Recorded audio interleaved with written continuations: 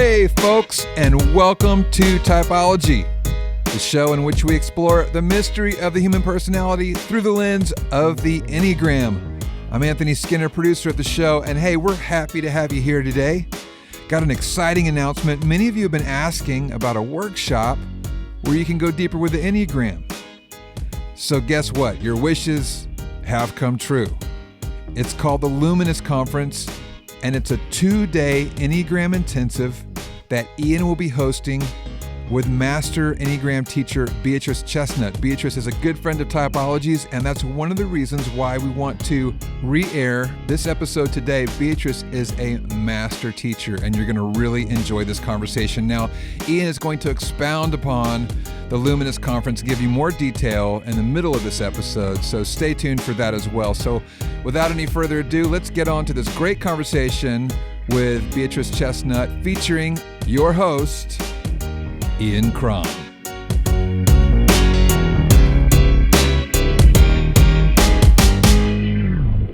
Beatrice Chestnut, welcome to Typology. Thanks for having me, Ian. As I've told you before, I am such a fan of your work.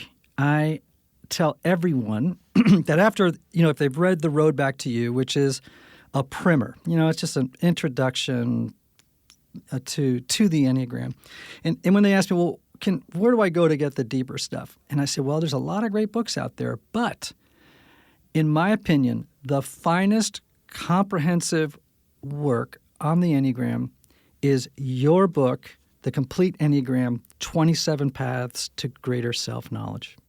Wow, thank you. That's high praise. And I'm a fan of your book, too, so I appreciate that you found value in my book.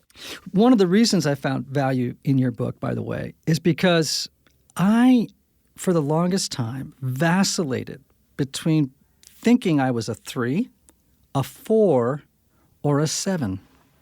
And in fact, and I know people have different opinions about, assessments, et cetera. I think they're useful in as much as they get people into the conversation.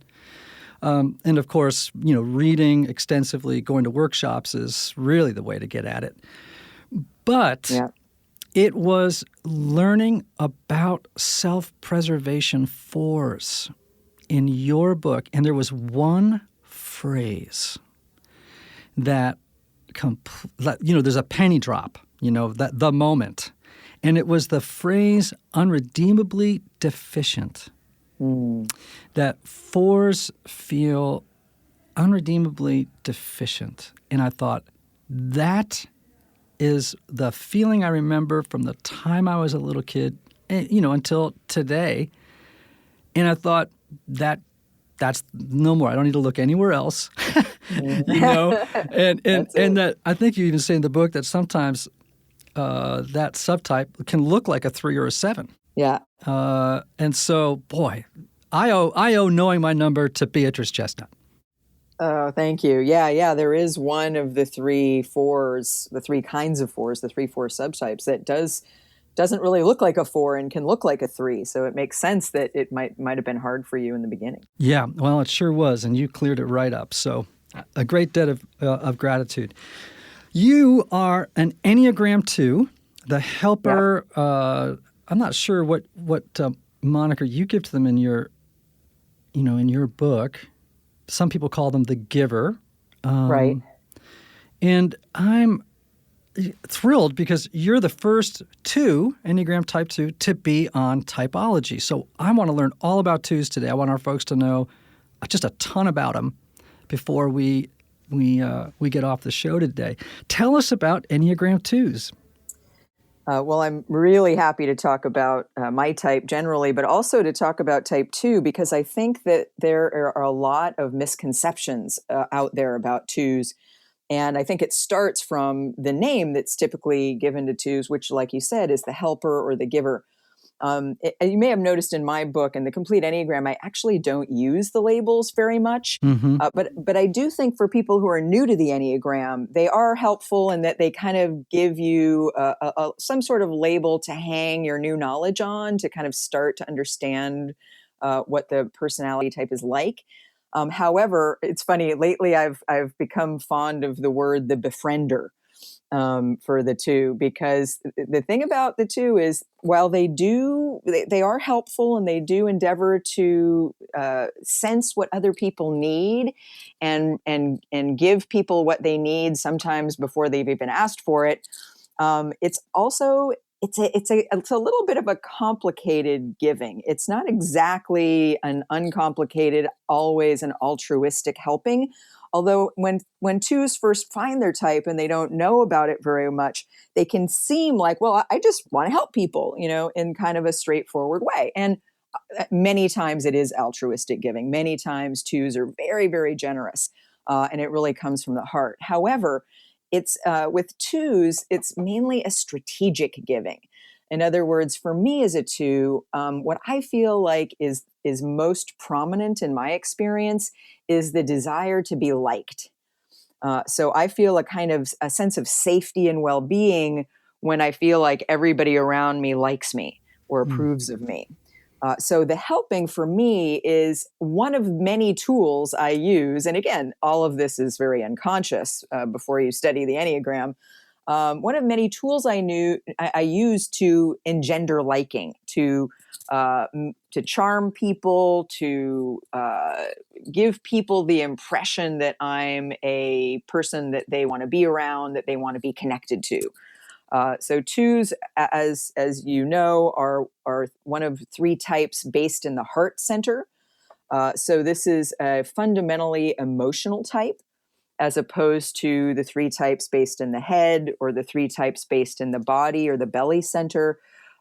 Twos, threes, and fours are heart types. And so for all three of these types, there was usually some sort of experience in childhood of getting a message that and again, sometimes these messages are complicated the way they're given and received, but there's kind of a message that twos, threes, and fours get, that they aren't loved for who they essentially are, but for something they do or a way of being that engenders approval. So for two, but of course they experience this in three different ways. Threes end up getting the message that you're admired for being successful or accomplishing things, doing a lot. Fours get the message on some level that they are loved or appreciated for being unique and special in their own specific ways. And for twos, it's about being likable, being supportive of others, doing things for others. And so there's a way that twos focus very much on relationships. And mainly, I would say the absolute main focus for me is, and again, one of the things I like about the Enneagram is it's based on, where does your attention go? What do you pay attention to the most? What do you think about the most? What do you tend to pay attention to? And of course, our energy follows attention. So whatever we're paying attention to gets a lot of energy from us. And for me, I'm always focused on other people. So how are other people feeling? What's the status of our connection? Are we in a good rapport? Are people liking what I'm doing?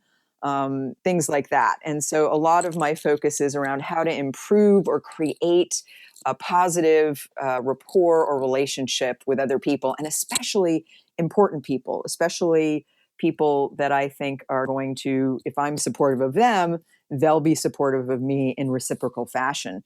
Now yes. that reciprocal thing can be very unconscious for twos. This is the giving to get. Right. And again, if you're brand new to the Enneagram and you learn you're a two, sometimes this feels a bit strange, because again, on a conscious level, often twos are really genuinely trying to be helpful and supportive of others, and just enjoy people and are interested in people. And so, it can feel sort of straightforward, but there is a sense in twos that they often got a message early on that their needs weren't okay. In other words, their needs didn't get met somehow by their early environment, often in terms of emotional needs. And so there can be a sense of, in order to get my needs met, I need to meet your needs, or of course, in early life, the needs of my caregivers. And if I can take care of you, then you'll take care of me. And so that's a big thing in twos that can be very unconscious in the beginning. It can just feel like, well, I don't really have a need right now, but I'm here to provide for your need because I want to be helpful and I want to be supportive and I want to be connected to you and I want to be someone who's important to you. So you made me think of just two things. One is there is a friend of mine named Kurt Thompson, a psychiatrist, a really brilliant guy, and he has a mantra that I think is fantastic. He says, pay attention to what you pay attention to. Yes. I think that's a sort of a wonderful sort of piece of advice for every single type on the Enneagram, to notice where does my attention migrate to in any given situation or moment. Right. Because, again, you're right. The energy is going to start flowing in that direction, and so you'd best know where it is that it's heading.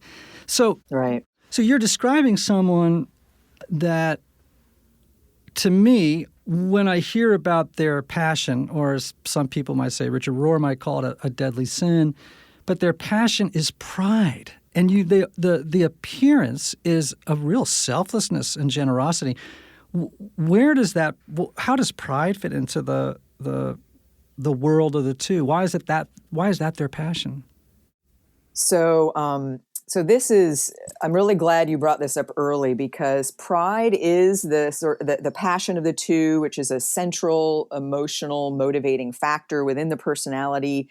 It's kind of everything sort of built around it, but it can often be very unconscious. And the thing about pride is, I think of all the passions of all the 9 types, it's in some ways the trickiest. And it can be the hardest to understand because, kind of like you're saying, pride is a synonym for sort of a positive experience, something like feeling good about yourself. And twos can present in a very selfless way. They can present as generous people who really want to give to others in a way that's very lovely. However, pride, what it basically refers to, and again, one of the things that I think is very interesting about pride is, on the one hand, it doesn't sound that bad, right? It sounds like it's synonymous with something good. But at the same time, and I do want to say, all of the passions of all the 9 types are equal in a certain way. All of the types are equal. Every person has an equal, access to higher development and also being stuck in personality. But in Dante, and I've done a study of Dante's Divine Comedy and the Enneagram. Pride is the worst sin. Mm-hmm. That's right. It's at the lowest pit of hell. It's the sin of Satan, right? And so it's the sin of, what was Satan's sin? It was saying I in the face of the only one. Right. Right. So pride is a kind of, in twos, I experience it's like a need to see yourself in a really positive light, a need to see yourself as having all the answers, of being able to detect what other people need, of not having any needs yourself. And so as you can start to see, even though there's a selfless presentation in twos, there's a way that twos are unconsciously, and I really want to stress unconsciously here, because twos absolutely often don't know they're doing it until they study themselves with something like a tool like the Enneagram, but they're unconsciously putting themselves above others. And sometimes even God in a certain way, because twos can have a sense of like, I know what's best for people.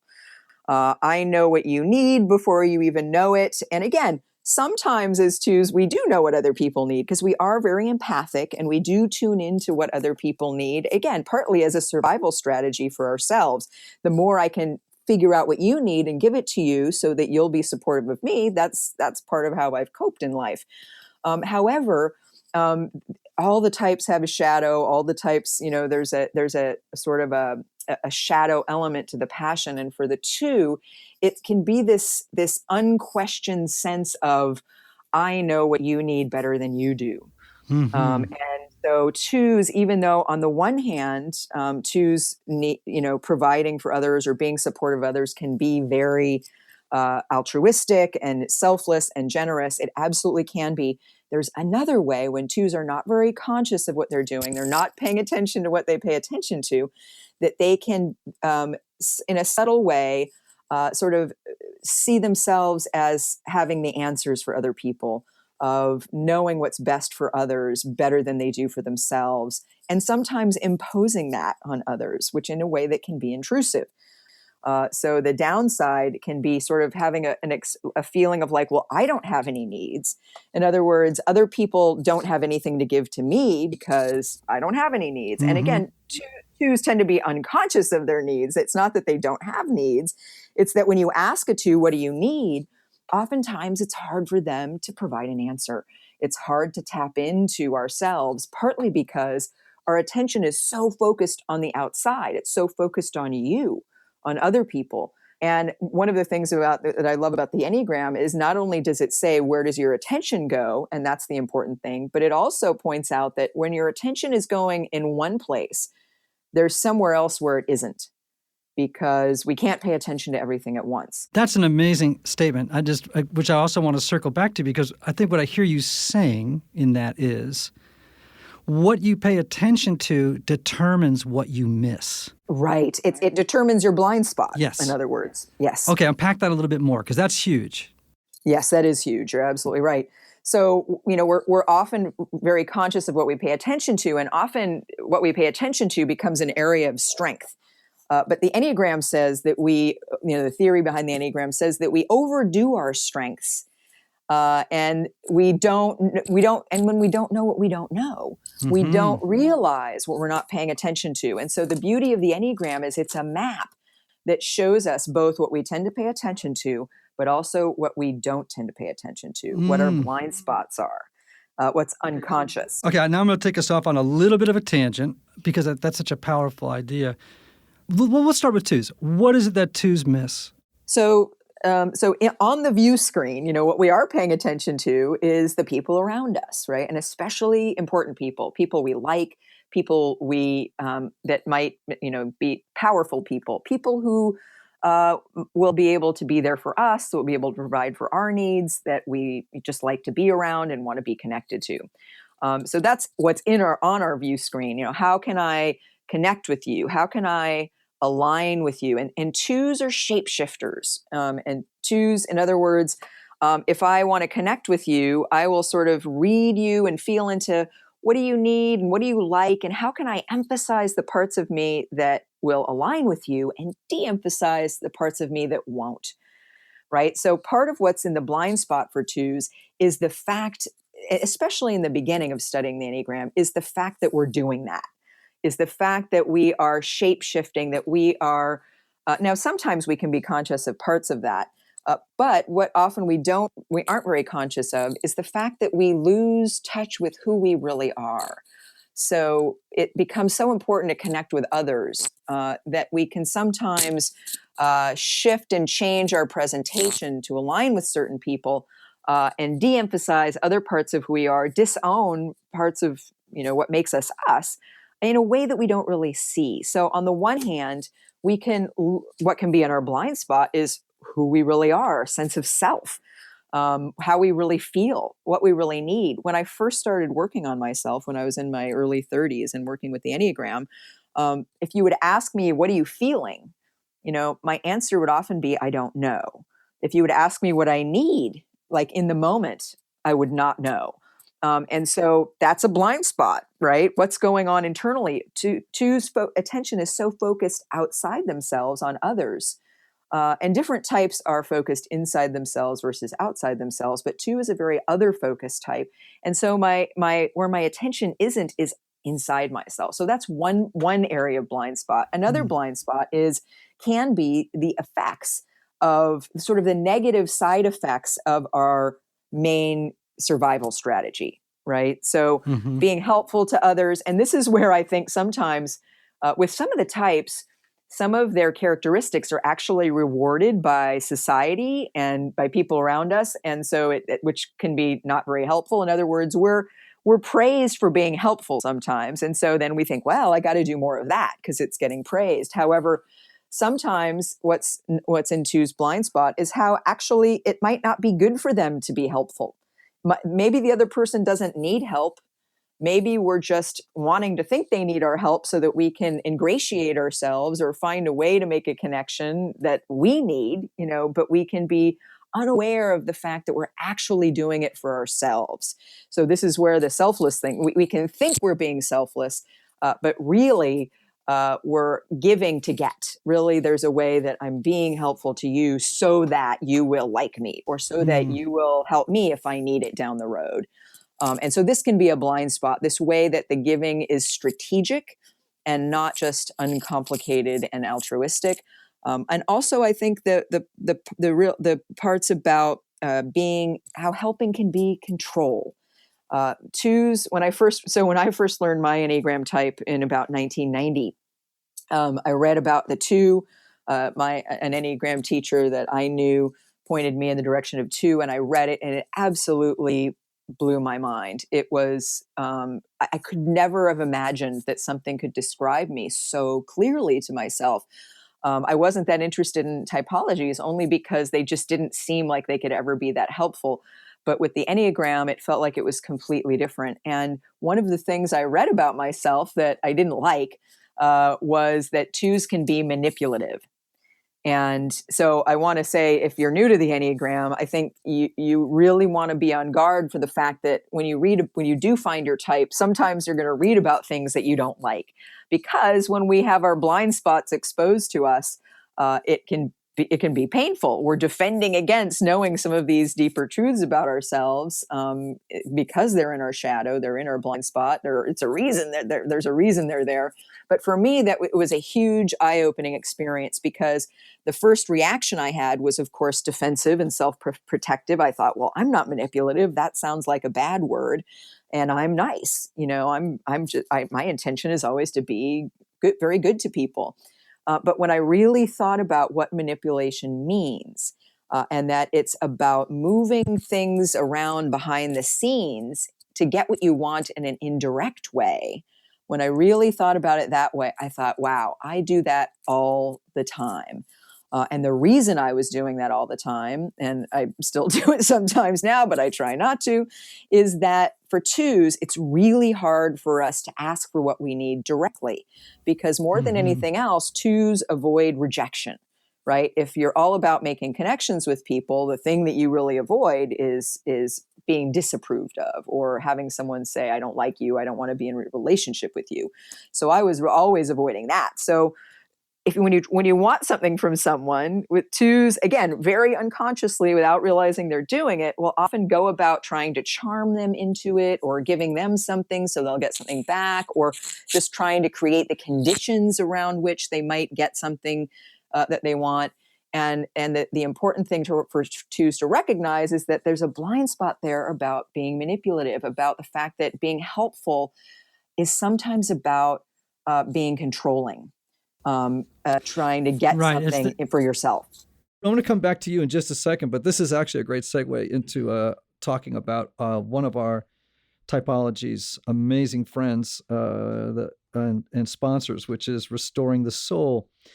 One of the things that I've learned as a therapist and as someone I go to therapy I basically never not go.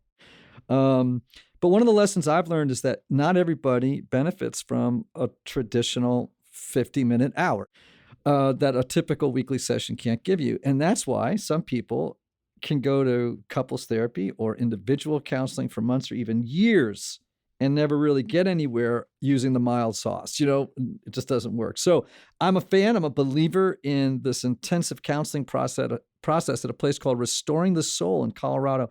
Restoring the Soul was created by my longtime friend, Michael Cusick, to help couples and individuals experience deep change in half-day blocks over 1 or 2 weeks.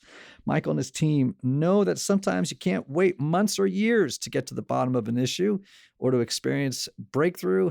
You need the hot salsa. So for nearly 20 years, they've helped couples and individuals transform their relationships and their lives. So typology listeners, if you are looking to get out of the rut you're in but can't wait for years or months, call my friend Michael at Restoring the Soul today for a free consultation. That number is 303-932-9777, and learn how their intensive counseling process can jumpstart your journey or launch you to a whole new place.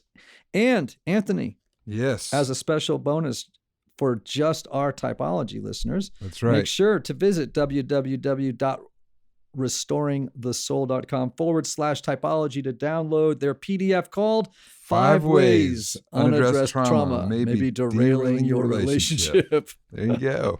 There it is, right there, man. Hey, wait, before we move on, Yes. let's tell people about Luminous. Oh my gosh. Yeah. Ooh.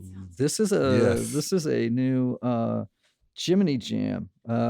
So, over the years, I've had a bunch of people talk to me about, wanting to do a deeper dive into the Enneagram beyond just, the basics. And so I'm thrilled to be the person to tell you about Luminous, which is a 2-day Enneagram intensive that I'm going to be hosting with my good friend Beatrice Chestnut. Those of you who haven't read Beatrice's book, The Complete Enneagram, that's like my second go-to book.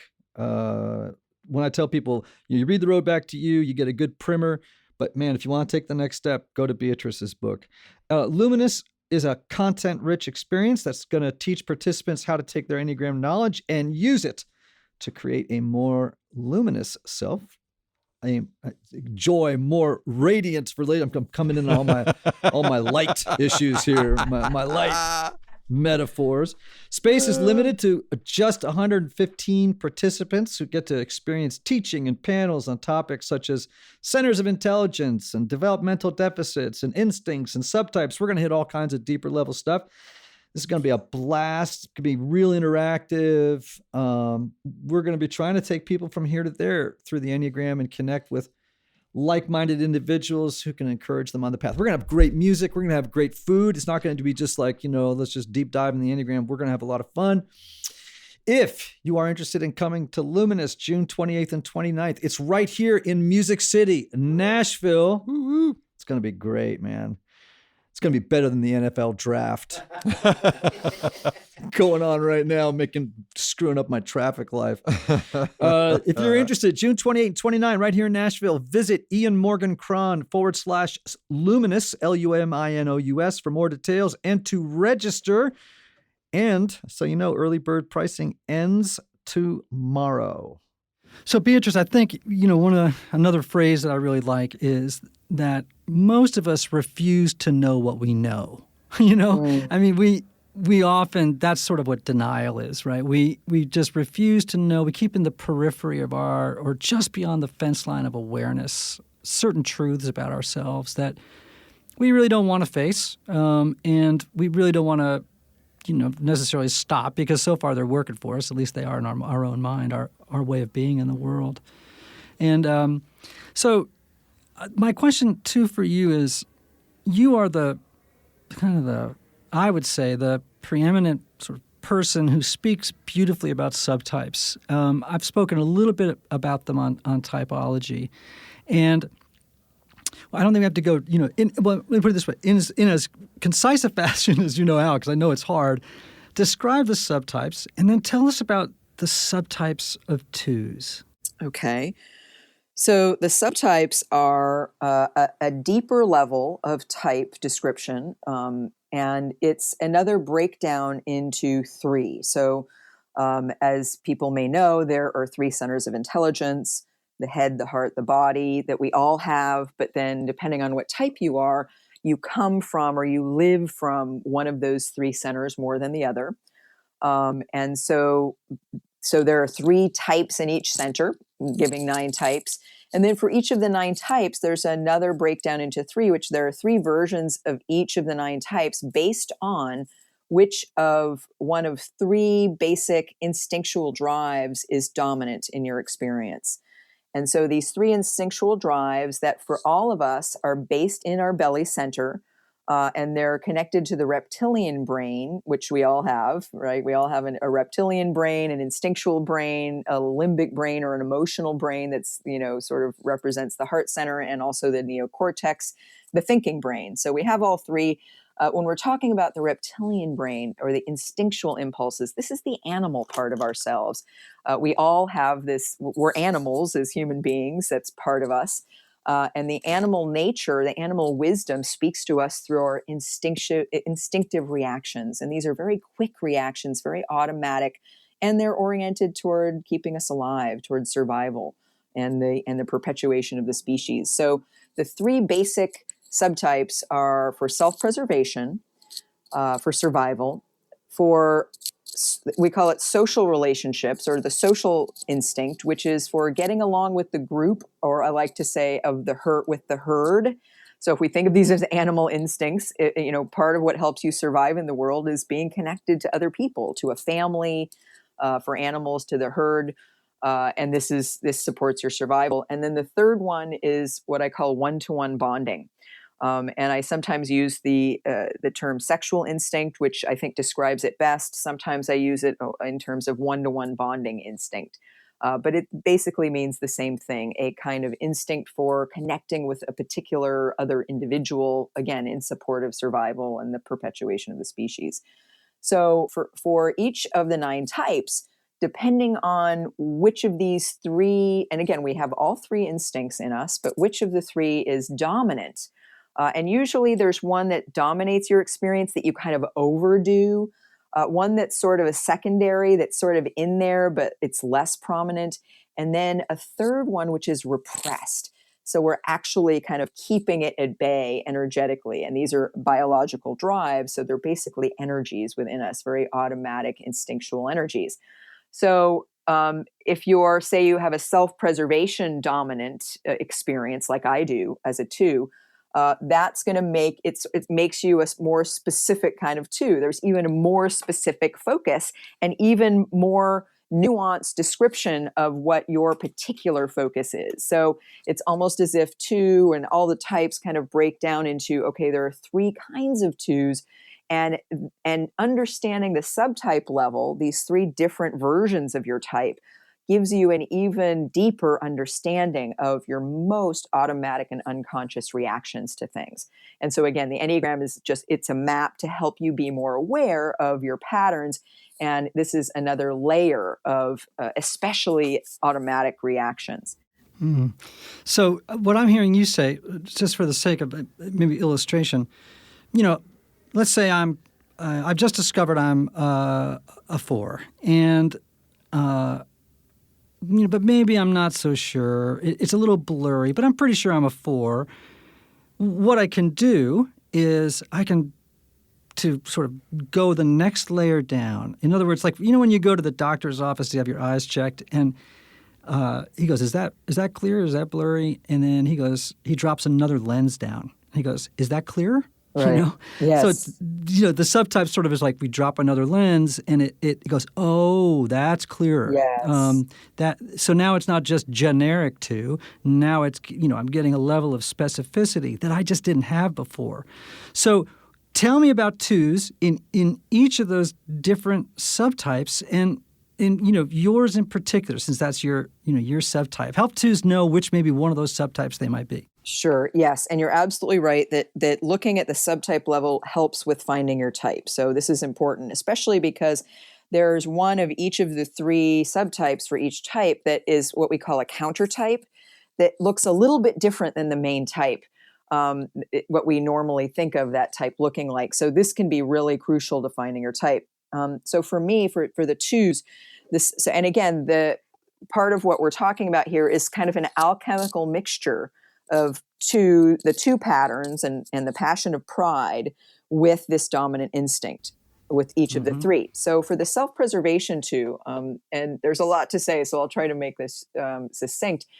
For the self-preservation 2, it basically the 3 2s are kind of, they demonstrate 3 different strategies and 3 different focuses when it comes to charming people or seducing people into meeting their needs. Right? Wow, yeah. So again, it's if you're a person that sort of learned, okay, it's not okay to have needs, but I've got to survive in the world. How do I get my needs met? It's through, charming others in a specific way to like you, love you, meet your needs. And so the 3 2s do it in 3 different ways. The self-preservation two, interestingly, and by the way, it can be very unconscious patterns. When I first encountered the description of self-preservation two, I didn't think it fit me at all because I didn't want to, because my pride wanted me to, I wanted people to see me in a certain positive light, right? So twos need to remember this, that they have to really do a little work sometimes to really see, okay, am I really like this? Because self-preservation twos seduce almost like a child in the presence of grown-ups. So if you've ever seen a really, really cute little girl, little boy, they're really easy to love, right? They're really easy to like because they're kids, and there's a way that everyone loves babies, everyone loves children for a reason, because they tend to be very easily adorable.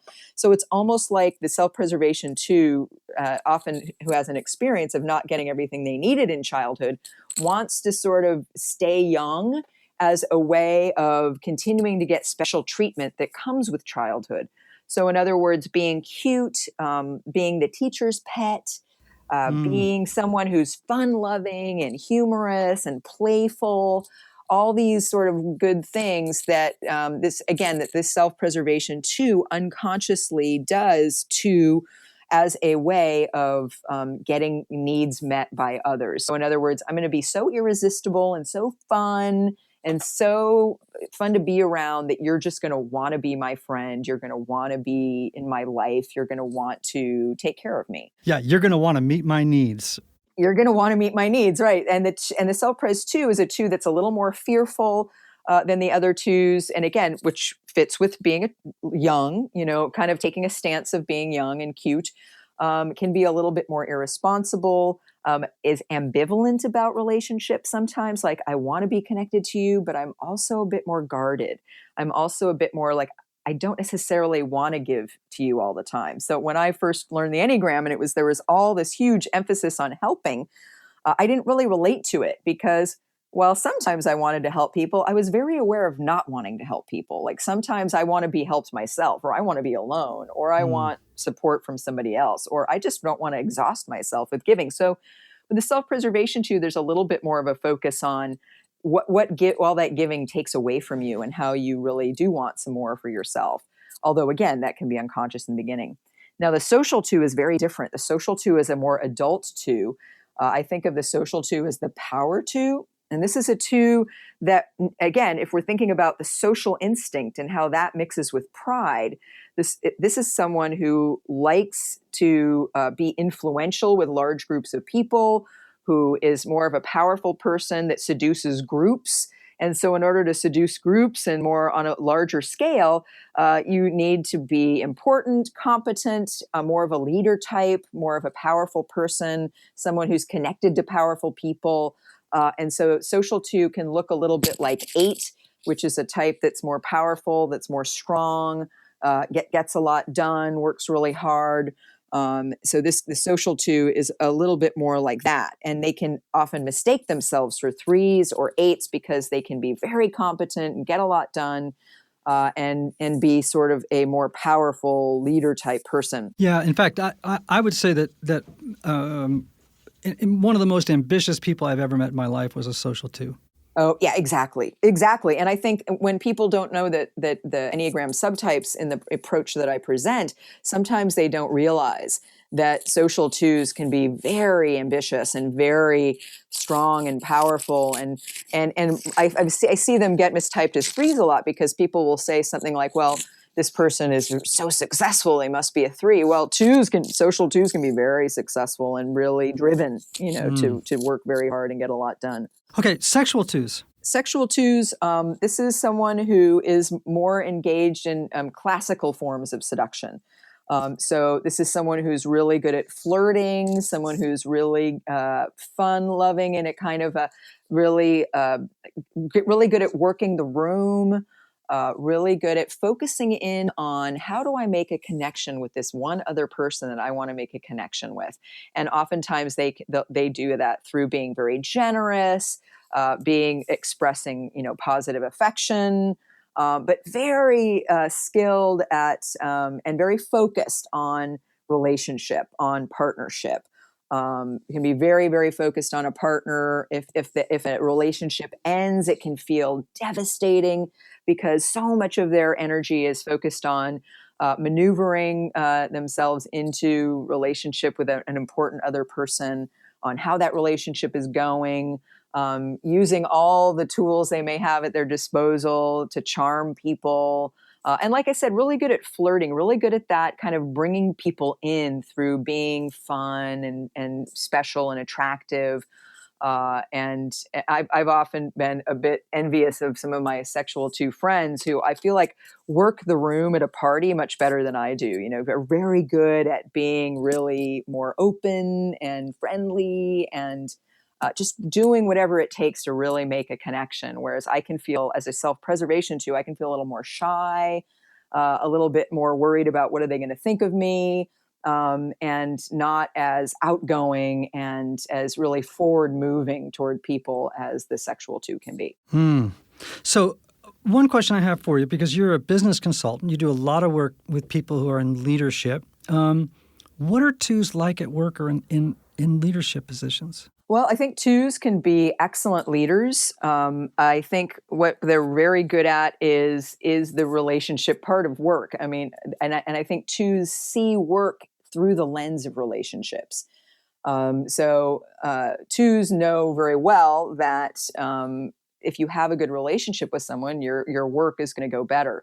And so they, you know, and again, all the strengths that go along with that, at being able to be good mentors to people, being able to provide support where it's needed, being able to create good working relationships, being able to see other people's strengths and higher potentials and help them manifest that. All of these things I think twos are very good at. And also being for the team or being for the organization. Really understanding what's needed to move things forward, especially at the level of people. They're very good at doing this, and not letting people's feelings and needs and other things get in the way of get sort of pushed aside in the favor of tasks and things like that. So bringing in that people element. I think sometimes on the downside, two leaders can struggle with giving direct feedback to others, saying when something's not working, expressing their own needs as something that's going to need to happen. If you're working with others, you're going to need to tell them what you need. And twos can sometimes have a harder time with that. It's kind of a blind spot. And so twos, and also it can be hard to give candid feedback because twos are so empathetic with others. Sometimes if they have to give you some constructive criticism, it can be hard and they can sugarcoat it to the point where you don't even get the message. So it's important for twos to learn when they're leaders to be more direct and to be able to give negative feedback as well as positive support. So as we kind of move toward our end on twos, I mean, if you're a two out there, or if you know a two, I mean, this is so rich. I mean, you guys are getting it from, you know, just an Enneagram Jedi.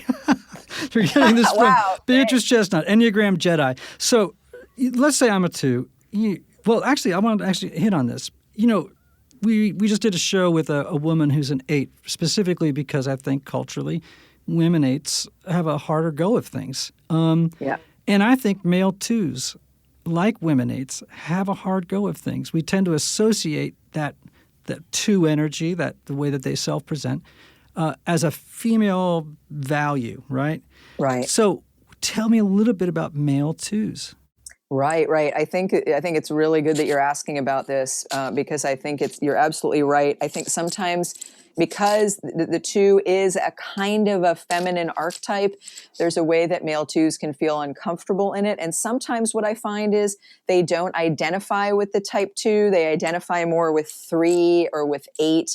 And, you know, 3 is a wing type of 2, so it's right next door.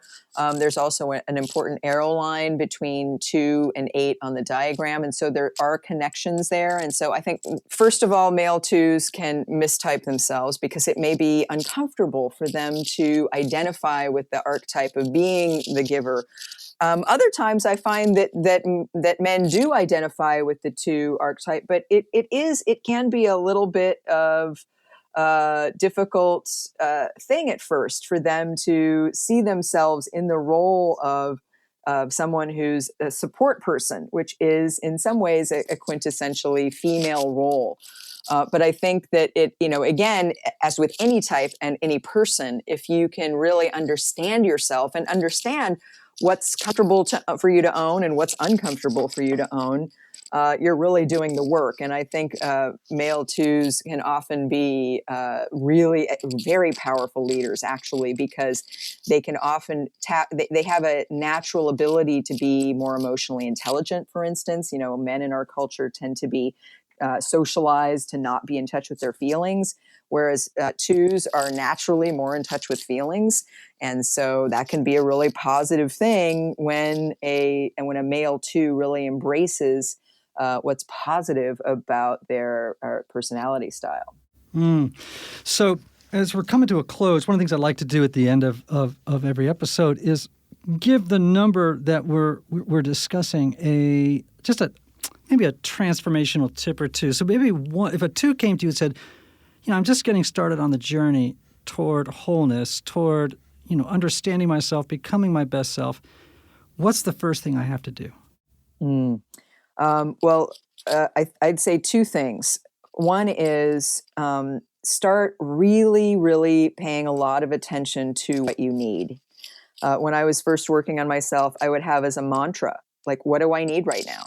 What do I need right now? And it's okay. And you need to do it with a lot of compassion, self-compassion, and no judgment, and it's okay if you don't know at first, make it really okay to have the answer be, I don't know. So getting in touch with needs and also getting in touch with your own sense of self is really important for twos, to really get in touch with their feelings, and with a lot of acceptance, self-acceptance, that it's okay to have whatever feelings you have. Oftentimes we twos get a lot of feedback when we're growing up that we're too sensitive or we're too emotional. And so I think it's really important to start to realize it's actually a strength to be emotionally sensitive. And that it's really just about learning to understand and accept your feelings and then ultimately learn to manage them as well, because twos sometimes can repress their feelings and sort of not be in touch with them, but then they can also overdo feelings and get, really resentful or angry or sad or whatever it is. And it can be uncomfortable for us twos to be with a lot of emotion. And so I think getting more comfortable with your own feelings, seeing them as a source of strength. And also with respect to that, for me, at a certain point in my life, I really needed to have more time alone. So I think for twos, especially if you're, say, in a big family or, you've got a lot of people depending on you, it's really important to make sure that you have time by yourself. Because for a two, as soon as there's someone else in the room, as soon as we're not by ourselves, everything changes. Right. The whole focus of our attention changes. And so make sure that you have a lot of time by yourself. Sometimes it's good for someone to sort of recognize when they need to live alone if they're not, married or in a family, and that that getting time by yourself really allows you to bring your attention in, to be more focused on learning about yourself and understanding and building up an internal, stronger sense of who you are and how you feel and what you need. So everybody, this is Beatrice Chestnut, really one of the foremost experts on the Enneagram in the world, really. And she has two amazing books. The Complete Enneagram, 27 Paths to Greater Self-Knowledge, which is, as I said, if you all saw my copy, I'm going to actually send it out on social media. My copy of your book is so worn out. It is ridiculous. And by the way, can I just say this right now? I use so much from your book. I just need to get a general blessing that every time I mention something that you mentioned that isn't at length, can I just have blessing of attribution from you? Absolutely. Because I tell you, I just use it constantly. Secondly, your newest book, 9 Types of Leadership, Mastering the Art of People in the 21st Century Workplace. Also, I've read it, a terrific book. Beatrice, you're a rock star. I mean, you just held forth so articulately about twos that I'm not sure anyone out there, if they were wondering if they were a 2 or not, I'm sure they know now. And I'm so grateful to you. Oh, thank you so much, Ian. I really, really appreciate that feedback and your support and the work you're doing in the world, because I think, I'm so passionate about the Enneagram and the whole project of personal growth. And so I really, really appreciate knowing you and being a fellow traveler with you. Thank you so much. And we will have you on again. Thank you, Beatrice. Thank you, Ian.